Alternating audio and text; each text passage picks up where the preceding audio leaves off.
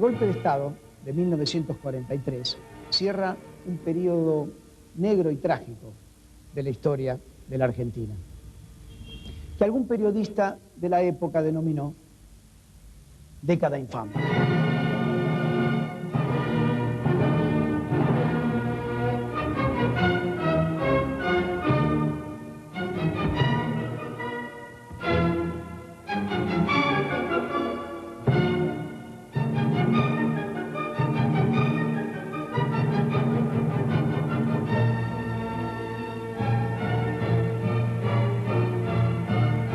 Quien define a favor de la nación, quien define a favor del modelo conocido genéricamente con el nombre de peronismo, no es incluso ni siquiera Perón. Es el movimiento obrero y los sectores populares en la calle en aquel glorioso 17 de octubre del año 1945.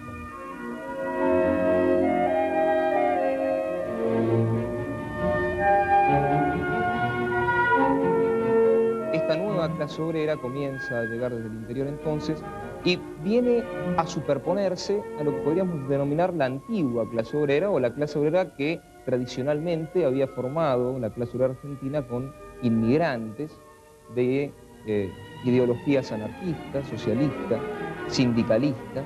Esta nueva clase obrera que comienza a llegar ahora hacia Buenos Aires está despojada de estas influencias ideológicas.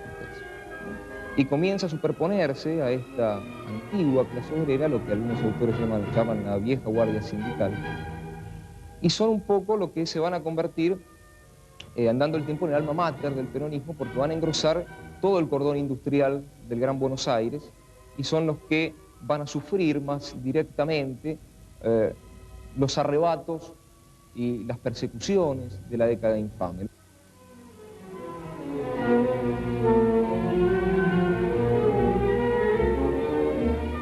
Es importante, creo yo, sobre todo para las generaciones nuevas,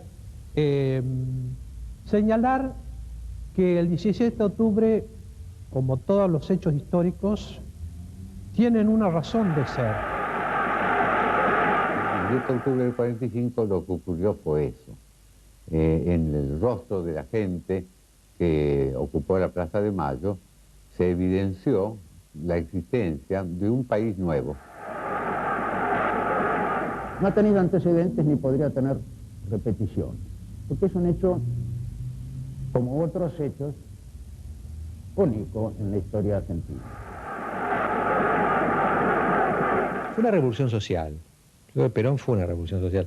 No creo que él fuera un revolucionario, pero hubo una revolución social.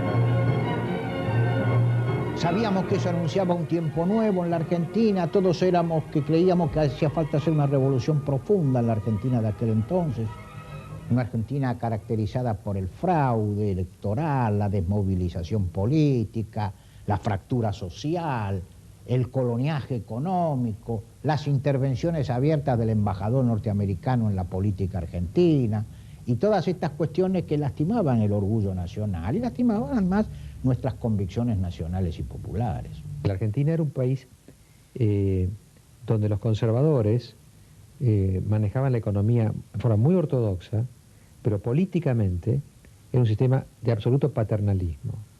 Tenían muchos votos, agregaban algunos, ¿no? Pero tenían muchos votos. Y la corrupción tipo batatas de Barcelona, Avellaneda y demás. Esto era todo estructura conservadora. Cuando ellos estaban los socialistas, los radicales, que eran clase media en definitiva, ¿no? Los conservadores eran los de arriba y los de abajo, lo cual trae ciertas reminiscencias, se parece un poco a lo actual, ¿no?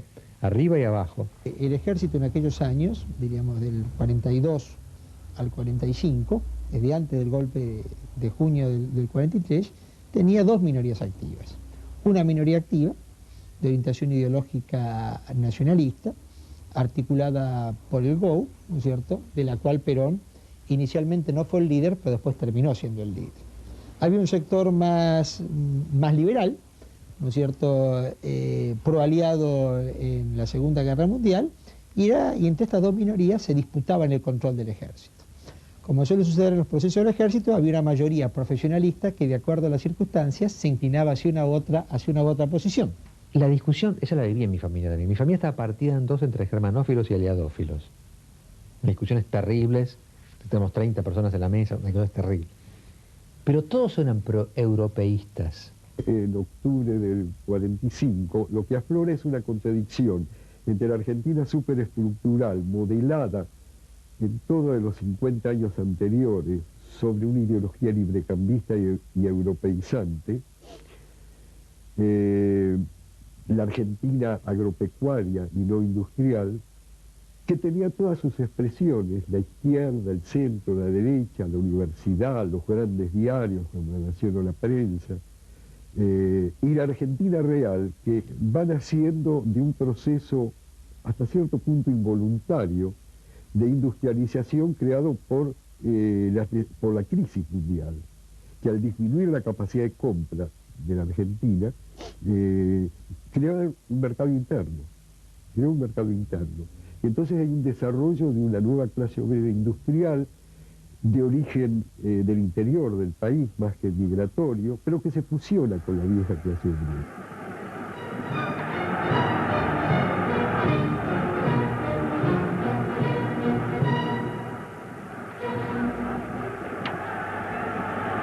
El golpe del 23 es un golpe militar y en la Argentina de la época todavía los uniformes verde oliva no despertaban la simpatía de los trabajadores, de modo que la primera reacción es una reacción de inquietud, de preocupación, sobre todo que una de las primeras iniciativas del golpe militar es la de disolver algunas entidades sindicales, poner preso a algunos dirigentes sindicales, de modo que hay una actitud represiva por parte del golpe militar y una actitud de preocupación por parte de los dirigentes sindicales. Ahora, esto es una cosa que dura muy poco tiempo, porque enseguida se ve que en el golpe militar hay una facción que no tiene una actitud puramente represiva hacia el problema obrero, sino que tiene una actitud de comprensión acerca de la cuestión social. Y esta se va a poner de manifiesto con la llegada de Perón a la Secretaría de Trabajo. Un organismo para entonces de poca categoría, revelador, por lo tanto, de la naturaleza poco central que tenían los problemas laborales en la Argentina de la época. Él dijo que cuando vino la conspiración del 43, a mí me dijo, me encargaron tareas menores. Así, ¿no? Una me dijo, conectarme con los partidos políticos y otra con los trabajadores. Tareas menores, y así guiñaba un ojo, como diciendo, hay que ser, ¿no? Y él entonces era la cosa menor, ¿no? Y cuando quisieron darse cuenta, había hecho un ovillo, una red de lealtades. Desde el 4 de junio del 43, en que se produce el triunfo de este grupo militar, bueno, habría que hablar de las dos fuerzas que están ahí, y luego como el grupo de oficiales unidos, de los coroneles, es quien realmente ocupa el poder real, ¿no? Detrás de las figuras principales. Pero digo, entre junio y octubre, fines de octubre del 43, en que el coronel Perón va al Departamento Nacional del Trabajo, que todos extraños, dice que ese cargo era un cargo sin importancia, una dependencia del Ministerio del Interior, que tradicionalmente no se ocupaba de nada más que estadísticas del mundo del trabajo. Así, a eso había sido reducido, no era árbitro social. En esos días, yo leí, estando preso, la creación de la Secretaría de Trabajo y Previsión por Perón. Bueno, yo voy allá. Y entonces cuando voy entrando me lo encuentro el secretario de IPF, del sindicato IPF de Ensenada, que estamos ahí nomás con Mariso. Sí, macanudo el coso, macanudo, me susa. Luego de que Perón saca los primeros decretos, hasta que se hace cargo de la Secretaría de Trabajo y Previsión, entonces hace los primeros decretos, y ahí nos dimos cuenta lo que significábamos nosotros como pueblo, como sociedad. Y nos dimos cuenta y nos hicimos todos peronistas.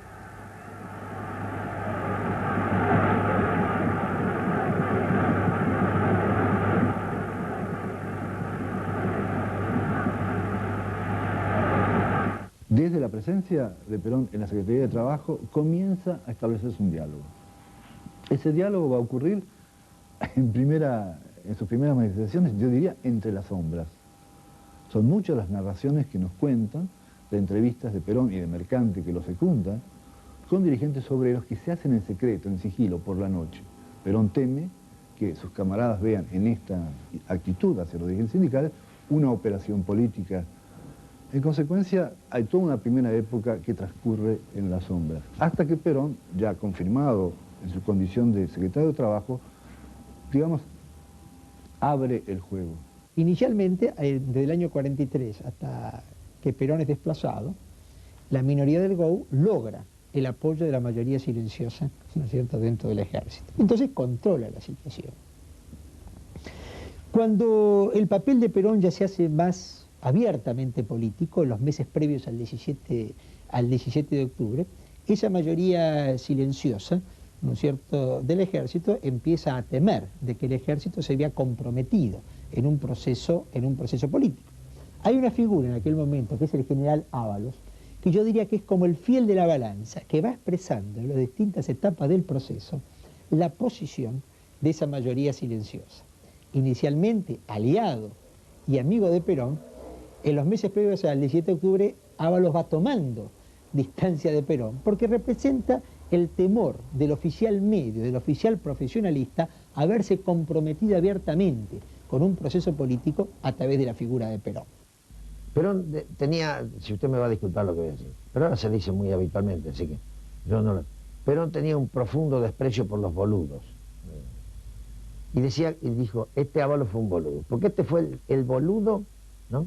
Este fue que se dejó tomar y presionar por la gente, los oficiales, tenientes, coroneles, mayores de Campo de Mayo.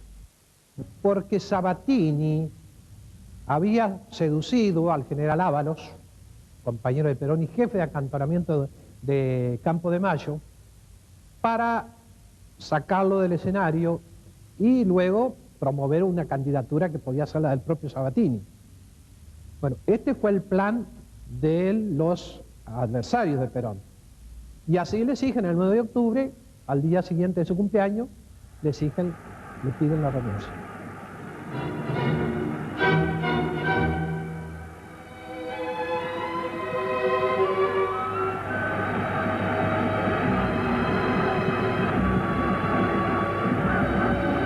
Se le había obligado a renunciar unos pocos días antes, se le había quitado todo poder, estaba virtualmente refugiado en una isla del Tigre con Evita, de ahí lo sacan, lo detienen, lo llevan a Martín García, se sentía derrotado. En mi libro 45 yo publico la carta que él le manda a Evita, donde le dice, cuando termine todo esto nos casamos y nos vamos a vivir tranquilos a algún lado. No es la carta de un militante que está luchando, sino de un hombre que se siente derrotado y que en el mejor de los casos piensa que la historia le va a hacer justicia.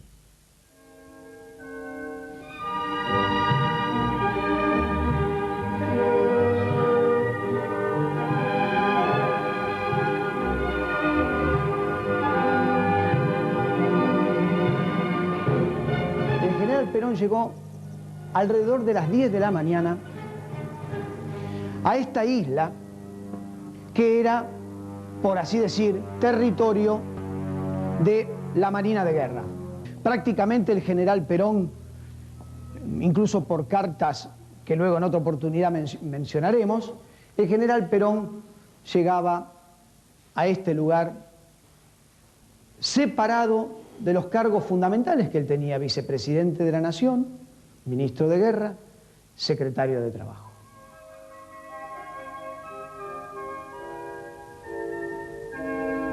Escribe una carta a quien era por aquellos años su compañera, Evita, y reconoce que él a lo único que aspira en ese momento es a escribir sobre lo que ha hecho desde el 43 hasta el 13 de octubre del 45, le informa, le dice, le comunica que tiene deseos de casarse y ir a vivir a la Patagonia. El general Perón, en este lugar donde hoy es un aula, se reconocía vencido y además que iba a informar a los argentinos, por así decir, su labor. Solo 4 días después, por hechos que se sucedían no en esta región, sino en el centro neurálgico de Buenos Aires, el general Perón, en la madrugada del 17 de octubre, era llevado nuevamente a Buenos Aires y se producía una de las jornadas más pacíficas, más hermosas y al mismo tiempo más revolucionarias de nuestra historia, el 17 de octubre del año 1945. Nos dice los días anteriores al 17, el 12, el 14, el 15, dice, miren chicos, miren muchachos, acá esto no está terminado, hay efervescencia popular, yo les puedo decir que en las provincias del interior hay muchas ganas de hacer un paro general para pedir la libertad de Perón, hay movilizaciones callejeras, esto se va a poner muy, pero muy lindo. Era un clima muy intranquilo, muy incierto y además todos se equivocaron. Los únicos que actuaron con una certeza absoluta fueron estos grupos que se fueron concentrando en Plaza de Mayo. ¿Y por qué en Plaza de Mayo? Porque era la plaza histórica, la plaza que habían evocado en su escuela primaria. Pues nosotros teníamos la sensación de que a la gente se la engañaba haciéndole creer que Perón estaba preso, que lo iban a liberar. Teníamos la impresión de que Farrell, Ábalos y Bernengo Lima estaban ganando tiempo hasta la tarde en que iban a tener el gabinete famoso que les iba a llevar Álvarez. La CGT de entonces había dictaminado una huelga general sin decir cuándo, sin fecha fija. Los sindicatos seguían todos lo que pasaba en Campo de Mayo y lo que pasaba con Perón llevado a Martín García, expectantes. Pero ocurrió un hecho mínimo, que fue un poco la chispa del 17 de octubre. En uno de los primeros trabajos de Perón con respecto a la ley, estableció que los feriados tenían que pagarse aunque no se trabajaran. Y ocurre que el 12 de octubre, feriado nacional, Perón en Martín García, los obreros cobran el día 15 y se encuentran con que le descontaron el día 12. Entonces van y piden por qué le descontaron. Los patrones dijeron, vayan a reclamárselo a Perón. Claro que lo reclamaron a Perón, no le reclamaron el pago, reclamaron a Perón. Eso fue el día 15. El 17 la marejada salió a la calle sola. Entre tanto, en el movimiento sindical, comisiones internas, asociaciones de barrios comienzan a crear una especie de estado de conmoción, de movilización, que hace presión sobre la dirigencia sindical. La dirigencia sindical se reúne. Hay un acontecimiento fundamental aquí en esta historia, que es el famoso debate de la CGT. ¿Qué hacer? ¿Qué hacer frente a la detención de Perón? Y ahí se ve que las opiniones no son todas coincidentes. Entonces yo seguía diciéndole a mis compañeros, mira, me parece que el senador está acelerado, decía yo no la veo. Y entonces él abre una ventanita, nos estaba escuchando y me dice, escúcheme usted que está hablando ahí. Mañana ustedes van a presenciar un espectáculo del cual no se van a olvidar en toda su vida, se los garantizo. Perón quería irse al sur, a descansar, casarse y no saber más nada de lo que está ocurriendo. Esto está, digamos, la interpretación de la carta es otra, es decir, él, preso en Martín García, trata de confundir a la Casa de Gobierno, a los marinos que eran los duros, para decirles que efectivamente él no quería saber más nada. Con lo cual le está tironeando para que lo dejen volver a tierra. Porque el problema de Perón era poder volver a tierra. Si él permanecía en Martín García, la cosa se complicaba mucho. Le dije yo, mira, vamos a la CGT y le pedimos un lugar para reunirnos nosotros. Porque no tenemos. Nos dan un lugar a CGT. 4 días antes de que se hiciera el 17. Los invitamos, tuvimos discusiones, golpeamos la mesa. No, porque nosotros estamos arreglando y ya este general lo va a arreglar, no va a arreglar nada. Y así fuera, acá hay una cosa, ustedes están acá porque los armó Perón. Perón armó la CGT nueva. Así que ustedes son hijos de Perón, tienen que responder. Hay una iniciativa, hacer una huelga general. Pero hay no pocos dirigentes sindicales, ¿no?, que dicen, las condiciones no están creadas, tenemos que pensarlas 2 veces. El movimiento obrero puede sufrir una derrota, y una derrota puede ser fatal.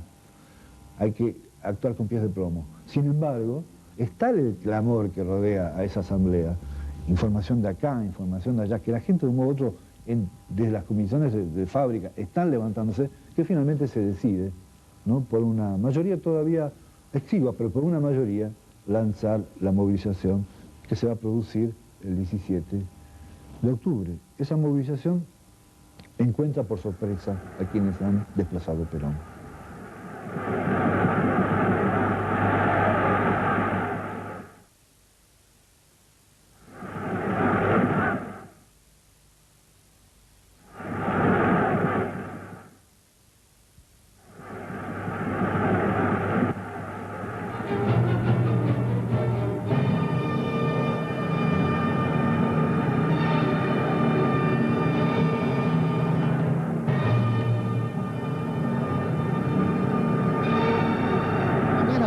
Presenciar un espectáculo del cual no se van a olvidar en toda su vida, se los garantizo.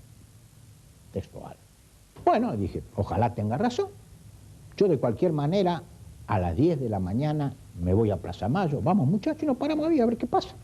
Y llegó el 17, un día caluroso, día de sol, como todos los otros días del año. Y efectivamente yo trabajaba rigurosamente mis 8 horas. Pedí permiso en mi oficina donde trabajaba y tengo que hacer una diligencia en el centro, ya vuelvo. Y me voy a Plaza de Mayo. Eran como las 10 o 12 del mediodía, 10 de la mañana, 11 de la mañana. La Plaza de Mayo totalmente tranquila, no se veía nada. Entonces yo lo daba por teléfono al senador, al ex senador, a mi profesor. Le digo, mire doctor, acá no pasa nada. ¿Qué noticias tiene usted? Espere, espere. Espere, no se vaya de la plaza, espere. A las 12 o algo así, comienzan a llegar algunos grupitos de muchachos. Venían con sus camisas abiertas, un espectáculo inusitado ya empezaba a ser que en la Plaza de Mayo, porque no era como ahora, muchachos, era el centro de la ciudad, ahí andaban los tipos con corbata, con saco, la City.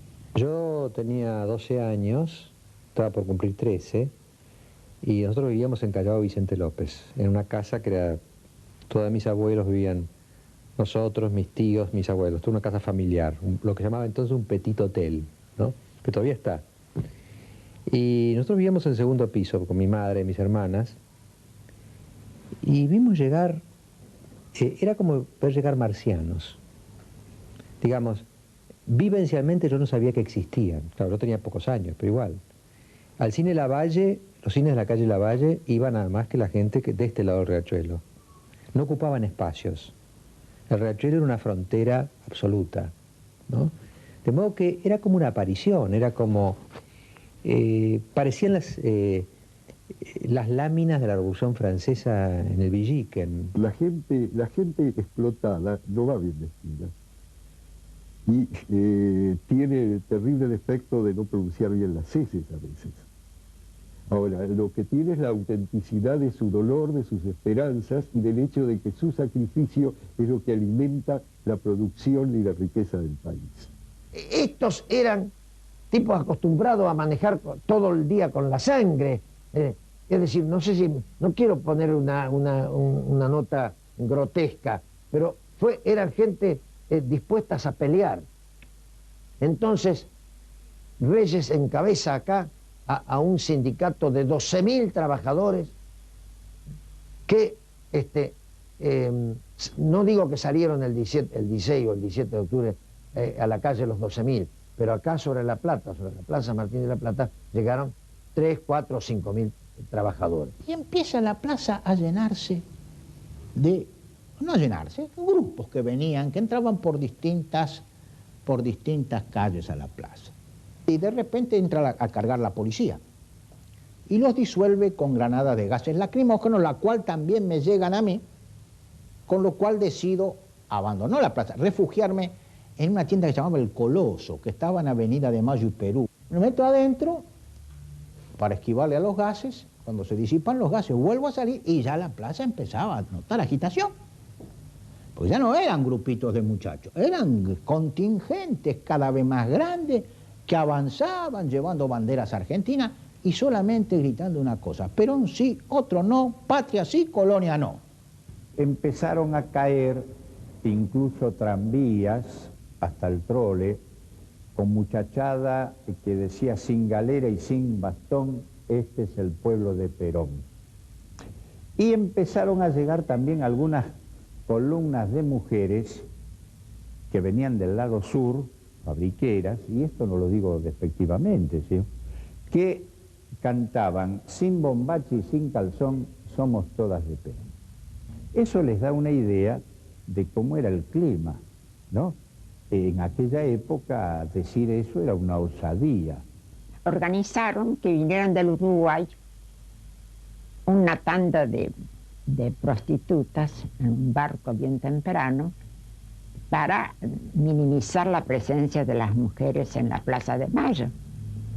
Y las pobres chicas uruguayas que no sabían nada de nada, sino que venían pagadas, sabían que tenían que cantar una consigna: arriba las polleras, abajo el calzón, que estamos todas con Perón. Y eso empezaron a cantar. Pero empezaron porque las mujeres que no eran peronistas, eran mujeres de pueblo, las sacaron a patadas a las uruguayas. El día 17 a la mañana, yo lo encaré al delegado, que se llamaba Fasti. Lo encaré al delegado y le dije: es una vergüenza, nosotros estamos trabajando y la gente se ve. Dice: nosotros lo que no tenemos, y yo le dije: lo que no tenés es vergüenza, y le di una trompada. Y cayó ahí al suelo, y entre 3 o 4 agarramos un palo y paramos la fábrica. Paramos la fábrica y nos vimos el 17 de octubre directamente a Plaza de Mayo. Y venían, sobre todo, muchas chicas, muchas mujeres. Las mujeres con sus guardapolvos de las fábricas habían largado el taller, la fábrica. Y se habían largado a mostrarse una cosa que nadie sabía bien qué era el objetivo de todo eso. No son solamente los trabajadores de los frigoríficos, de Berisso y de Avellaneda, sino que son también los trabajadores ferroviarios de Remedio de Escalada, toda la línea, digamos, que va a Lanús y toda esa zona, los trabajadores del Gran Buenos Aires por el oeste, es decir, en todos los talleres de la fábrica. Claro, la amenaza de que perdieran todas las conquistas sociales es un hecho concreto. Nosotros vivíamos en Caseros, provincia de Buenos Aires, hoy partido de 3 de febrero, y tomamos el tren y llegamos a Palermo. Y la gente caminaba hacia el hospital militar, en la calle Luis María Camp. Hay que ir al hospital militar porque Perón está en el hospital militar. Y allí había como 300, 400 curiosos también que no sabían si estaba el general o no estaba el coronel, mejor dicho, el coronel. Muchos de nosotros dijimos: bueno, vamos a preguntar, vamos a inquirir, ¿qué se sabe del destino personal del coronel? Y allí nos dijeron: no, está acá, pero de aquí no se va a mover. ¿Cómo no se va a mover? Dijimos: si la gente ya está pidiendo la presencia de él en Plaza Mayo. Bueno, entonces tuvimos que venir caminando otra vez de allí, del hospital militar, hasta Plaza Mayo, que te garanto que son unas cuadritas, ¿no? Y llegamos como a las 7, 8 de la noche, ya empezaba a anochecer. Pero la gente decía: no, hay que ir a la Plaza Mayo y a pedir que hable Perón, Y ahí empezamos, venimos, tomamos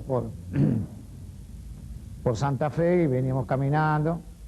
Y la gente, pero nada de agresividad, más que nada con alegría. Venían cantando a la gente, yo de eso me recuerdo muy bien. Enarbolando banderas de la patria, arriba los techos de los tranvías. La gente caminaba por las calles con alegría, con entusiasmo, sí, pero con alegría.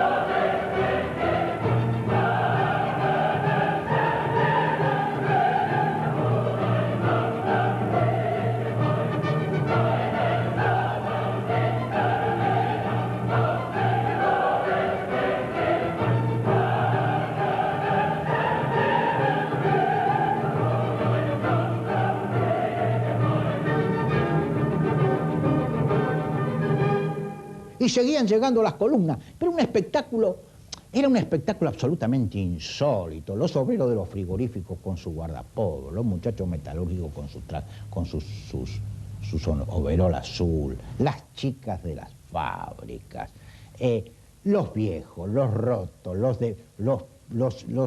los discapacitados, los rengos, toda ese subsuelo de la patria, como lo llamó alguna vez Scalabrini Ortiz, ahí lo veíamos ante nuestras vistas y nos asombraba, a mí no tanto, pero a mucha gente le parecía absolutamente imposible que eso sucediera en la Argentina del año 45.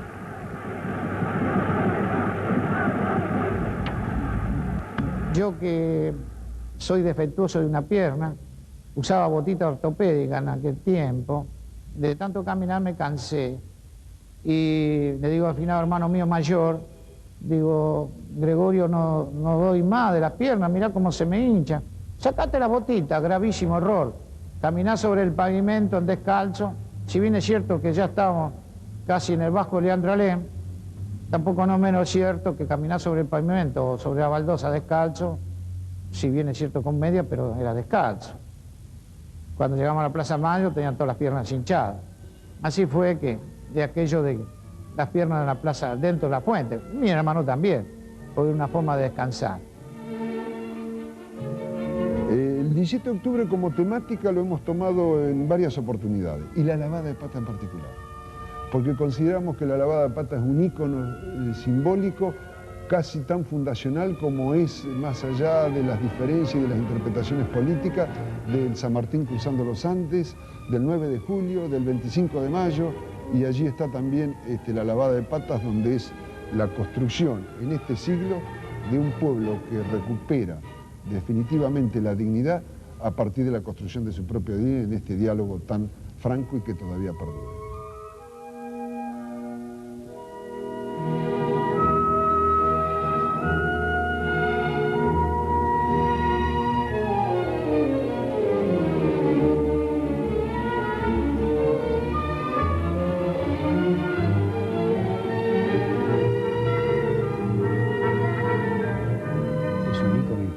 No se le hubiera escapado el equivalente y no se le escapó a un francés, ni a un español, ni a un inglés, ni a un ruso, como artistas de los momentos que protagonizaron ellos en los distintos momentos de la historia, ¿no?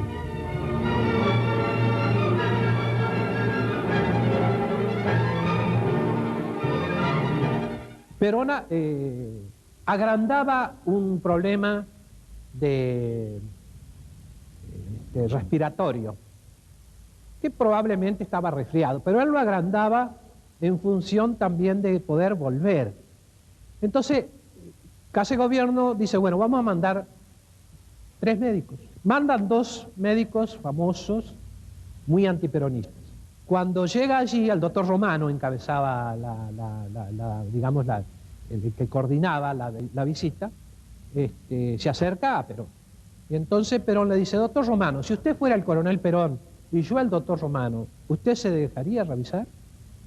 Y Romano le dice, no, yo no me dejaría revisar, yo tampoco. El capitán Massa juega un papel muy importante. Pide una entrevista inmediata con Farrell, Ábalos y Bernengo Lima y exhibe unas placas radiográficas de un enfermo gravísimo de cáncer de pulmón. Y dice, Perón no puede estar en Martín García porque el clima ese lo perjudica porque Perón tiene un cáncer de pulmón.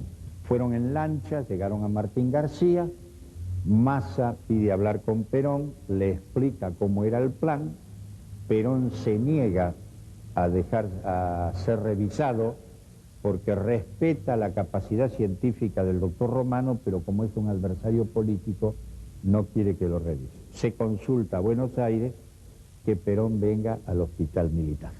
Massa había jugado, hizo una gran jugada, con una vieja radiografía de Perón que tenían en el hospital, de tiempos idos, de alguna pleuresía o algo que había tenido Perón, y la mostraba. ¿Ves que cómo está de los pulmones? Eso valió un poco para aflojar la rigidez en la mañana temprano, a las 6 de la mañana del día 17. Llega al Hospital Militar Central.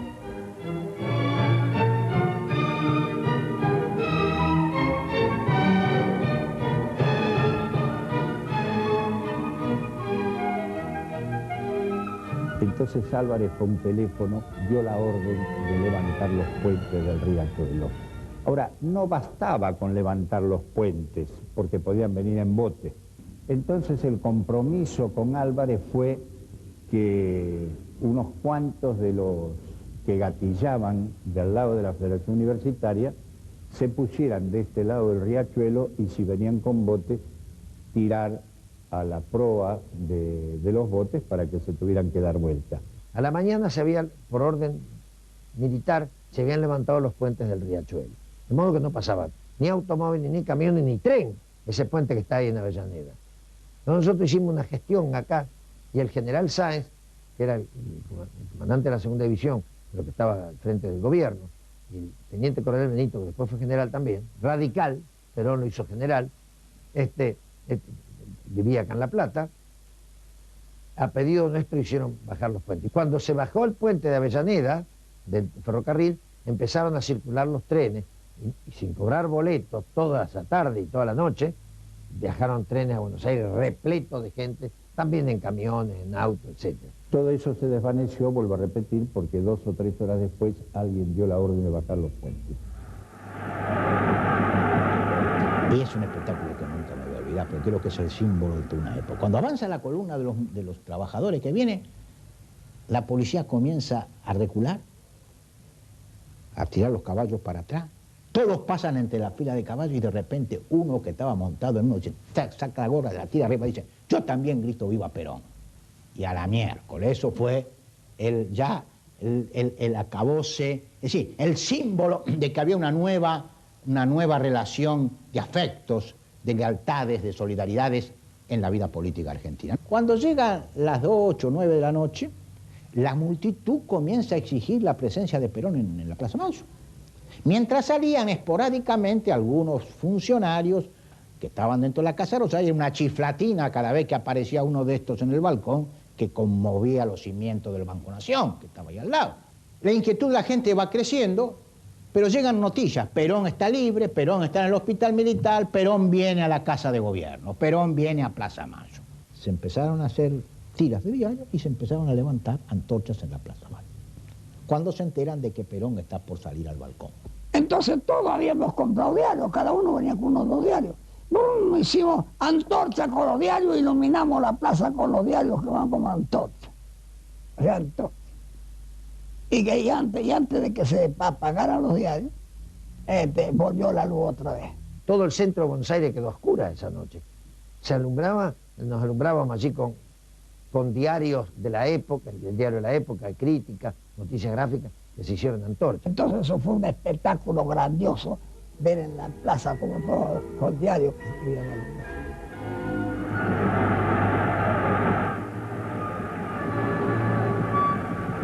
Comienzan a levantarse las antorchas y de repente aparece Perón en los balcones. Entonces el primer diálogo entre Perón y la gente. La gente le empieza a pedir a aquellos, ¿dónde estuvo? ¿Dónde estuvo? ¿Dónde estuvo? El general contesta. El general no produce un discurso ni amenazador ni agresivo. Quería calmar a la gente porque no tenía idea de lo que podía pasar una vez que la gente comenzara a dispersarse.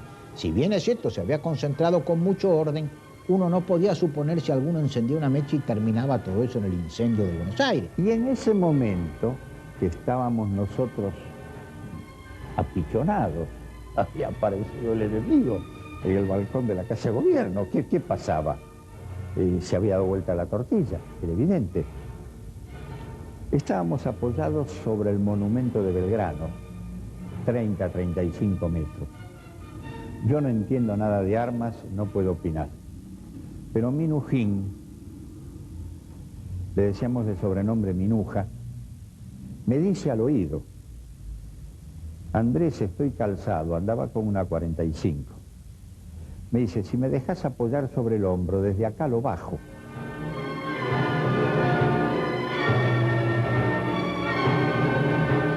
Tengo la sensación de que Minuja no me preguntó con convicción, porque si él hubiera tenido la decisión, no me pregunta, ¿no? Apoya y tira. El temor era que la gente mansa, buena, cordial, alegre y fiestera que estaba en la Plaza Mayo. Entonces Perón dio un discurso bastante tranquilo, apaciguador.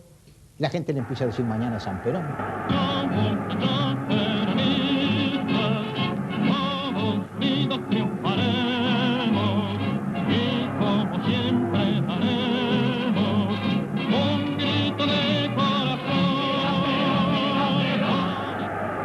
Salió Perón al balcón. Es decir, salió primeramente un general que no sé si se llamaba Ábalos, cómo se llamaba, que dijo, yo no soy Perón. Bueno, mejor para nosotros, por supuesto, ¿no? Y después apareció Perón. Cuando apareció Perón fue una alegría terrible. Fue el gran movimiento. 17 de octubre, la única revolución nacional y popular que yo conocí, por lo menos en este país. Y es allí donde yo me encuentro con Amil, que era fuguista, era uno de los capos de la fuga y largamente también castigado por el gobierno peronista más que por el gobierno militar. Me encontraba con Framini, me encontraba con Cafiero, que era nacionalista y que después tiene gran intervención en el peronismo. Y él me dice, mira, está ahí Guevara de medicina, me dice. Yo no sabía quién era Guevara ni nunca supe, ¿no? Nunca supe en ese momento de la significación histórica que después iba a tener. Estaba el que después fue el Che Guevara, que hasta ese momento era, o estaba haciendo el ingreso de medicina o estaba terminando el secundario. Un flacucho, asmático.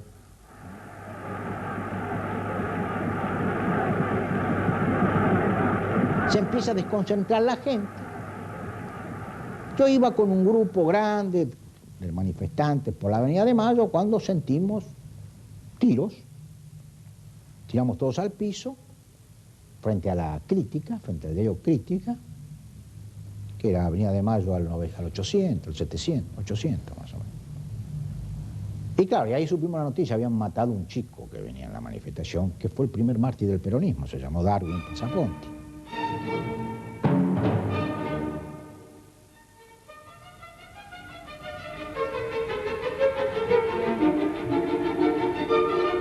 Los diarios no decían nada, porque además teníamos todos los diarios en contra.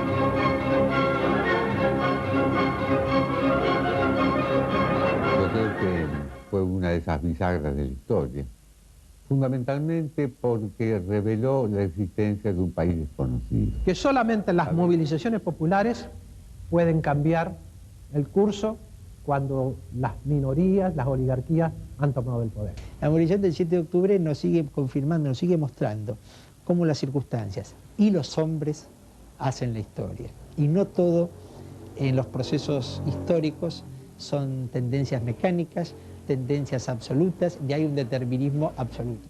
Es auténticamente la epopeya popular más grande de la Argentina. Vino a raíz de esa revolución incruenta, que hemos estado de acuerdo en calificarla así, vino la más plena ocupación laboral que haya conocido el país. Entonces de golpe apareció que había que firmar recibos de sueldos, burocracia, Ministerio de Trabajo, y fue una cosa realmente nueva, como algo casi inexplicable. El ascenso de los sectores más sumergidos permitió que las chiquitas que venían de sirvientas, porque Santiago del Estero no exportaba otra cosa que mucamitas, o los changos que en los cerros de Catamarca cuidaban un rebaño de chivas, se hicieran obreros incluso especializados, industriales. Y fue así, porque fue una revolución social. Creo que Perón fue una revolución social.